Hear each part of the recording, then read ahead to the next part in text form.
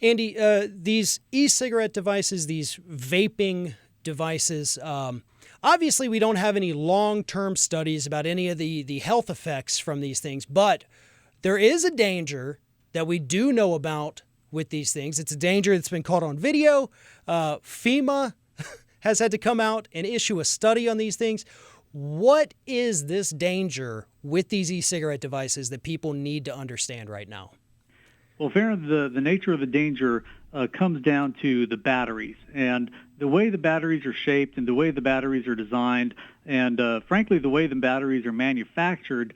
They pose a danger of exploding. And based on the shape of the battery and the shape of these devices, when these batteries do explode, it can turn these vaping or these e-cigarette devices into basically miniature rockets. And when that happens, they can explode. They can cause chemical burns. They can cause severe injuries to whoever's using them at the time. And I think it's important, when we say these things explode, a lot of people think, oh, okay, well, just like a little, just kind of crumples up or maybe just pop. I mean, we are talking literal, full-blown explosions that are happening sometimes right in people's face as they have this device in their mouth. I think some of the examples we've seen people with second and third degree burns all over their face. We've seen people get parts of their tongue blown off, teeth blown right out of their mouth. I mean, this is a very, very serious issue. It's not just a small explosion. Like you said, these things do become rockets. There's photographs that I've seen of a man who had one charging on his bathroom sink, a porcelain sink. It exploded and completely demolished that porcelain sink. It blew pieces of that all over the bedroom. So these things really do become high-powered explosives, for lack of a better term. Yeah, and I'm glad you brought up the charging situation because that is frequently cited as the reason for the fault in the battery, for the explosion of the battery. Frequently, these batteries are made overseas in China, made with inferior materials and with inferior production means. And a lot of times, these aftermarket batteries are being charged in a way that affect the battery and make them explode. And while the injuries suffered by these explosions are significant, they also are linked to fires in the houses, in cars. When people plug them into their computers or plug them in using the wrong kind of chargers, a lot of times these batteries will explode and start huge fires in the house, huge fires in the car, and again cause those kinds of injuries that you were describing.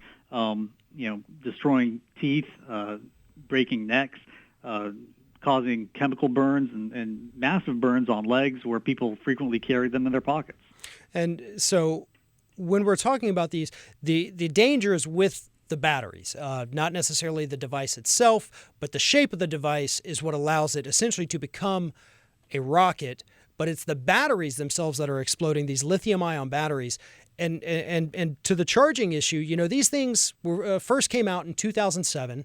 That's when they were first introduced to consumers. They were patented in 2003.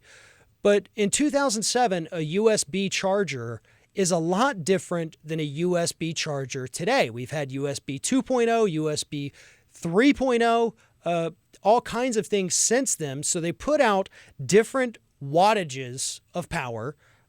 Perhaps the battery is old and cannot handle that much power if it's one that was produced a couple years ago.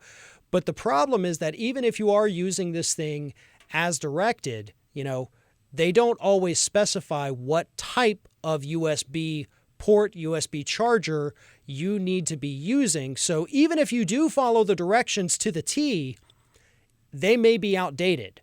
And you may not know that because they don't necessarily specify. Is that something that we've seen here?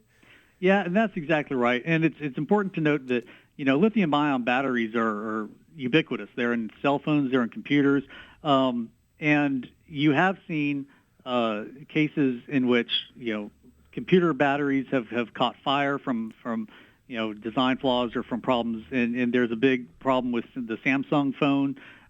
With the batteries and that catching fire. But the difference between those batteries and the ones in these e-cigarettes and these vapes is the shape of the battery. the cylindrical shape specifically of the battery in these e-cigarettes and vapes, that causes more of that kind of explosive rocket effect. But yeah, you're absolutely right. The USB chargers, they don't come with very good warnings on how to use them, and specifically to not use them in other types of USB devices. So is there anything really that somebody who uses one of these devices, do they need to go back, check their owner's manual? Do they need to contact the company to make sure that they're doing this correctly? Or, what can people do right now if anyone listening to this is actually, using one of these devices? How can they make sure that they avoid one of these problems, obviously without knowing whether or not their battery is safe? Because I know this isn't happening to, huge numbers of people, but it's happening to quite a few people, and the damage is turning out to be catastrophic for somebody. So what should somebody do right now listening to this to make sure that they don't have a user error that causes these battery defects? Like you said, the big thing is to read the manual. If the e-cig or the vape comes with a particular charger, use that charger. Don't try to plug it in through an alternate means. Don't try to just plug it into your USB on your computer. That's the big thing. Also, making sure that you're using higher quality products, higher quality batteries, and not batteries that may be made by an overseas company that may be cutting corners, maybe putting out inferior products that might be subject to these kinds of problems. So always look for, maybe something from a manufacturer that you trust. Make sure you check out all the parts, because a lot of times people will take these devices, they'll modify them, they'll put in different batteries that last longer. So I think the big thing, obviously, check that label. Make sure you know where this battery came from. Make sure it's from somebody that you trust. Do a little research. Look up the company online. Look up your particular device manufacturer. See if they have been linked to any of these problems, because, back to the injuries, you mentioned somebody had their neck broken when one of these explosions occurred. Yeah, and before we get to that, it is important also to know that because these devices tend to wear down the battery, a lot of times people carry spare batteries with them, and you've seen some of the videos where these batteries will explode in somebody's pocket or a purse or a backpack. So it's also important when you are carrying these batteries as a backup to make sure they're carried in a special case or some kind of plastic case, something that won't conduct the electricity, because that is one of the things that the companies are pointing to in some of these device failures. But yeah, with the explosive, it just goes to show the power and the devastating effect of what can happen when these things do explode. Like we were saying, it can destroy parts of your tongue. It can break your teeth. The force of it can break some of the parts of your neck bones. So yeah, they don't fail very often, but when they do, the results can be catastrophic. Absolutely. Andy, appreciate your work on this issue. Keep it up. This is a very important issue, and I hope anyone out there listening or watching this online, I hope you understand the dangers of this. And if you are using one of these devices, if it feels like it's heating up, you need to dispose of it, put it in an area where there are no people, but you got to do that immediately, because once these chemical reactions begin in the battery, according to the reports, there is no stopping it. Andy, thank you for talking with us today. Darren, thank you for having me on.